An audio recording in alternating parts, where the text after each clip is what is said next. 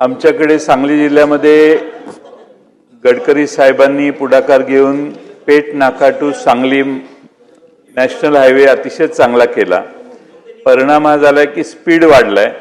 त्यामुळे मी माननीय मुख्यमंत्री महोदयांनी आपल्यालाही पत्र पाठवलेलं आहे की आपण या रस्त्यावर जिथं पॉप्युलेशन आहे, ईश्वरपूर शहर आहे, आष्टा शहर आहे किंवा कारणवाडी आहे, कसबे डिग्रज आहे, या मोठ्या शहरात गावांच्या तिथं रमलर लावणे आणि ते स्पीड गन्स लावणे, ज्याच्याकरून स्पीडच्या मर्यादा येतील। सरकारचे उत्पन्न वाढू नये, पण वाढलं त्यातनं तर काय हरकत नाही।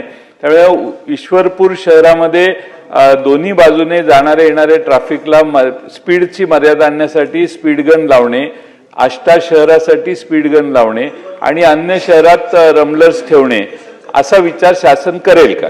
या सभागृहातील ज्येष्ठ सदस्य आदरणीय जयंत पाटील साहेब यांनी या संदर्भात मला पत्रही दिलं होतं आणि त्या संदर्भात कार्यवाही चालू आहे। अध्यक्ष महोदय, केंद्र शासन आणि राज्य शासनाच्या माध्यमातून रोड सेफ्टीसाठी करोडो रुपयाचा निधी या राज्य शासनाकडे येत असतो आणि फक्त सांगली जिल्हाच नव्हे किंवा तुमचा मतदारसंघच नव्हे तर महाराष्ट्रामध्ये सर्व ठिकाणी जे तुम्ही म्हणालात ते रिफ्लेक्टर किंवा एरोज अशा पद्धतीने अपघात होणार नाहीत आणि यू टर्न किंवा स्ट्रेट अशा पद्धतीने जे काही उपाययोजना करायच्या आहेत आरटीओच्या माध्यमातून, त्या सगळ्या उपाययोजना करण्याच्या संदर्भात एक आराखडा आम्ही तयार करतोय। तुम्ही दिलेल्या पत्रानुसार आणि अन्य काही सदस्यांनी सुद्धा सुचवलेले आहेत त्यानुसार एक आराखडा आपण महाराष्ट्रासाठी तयार करतोय।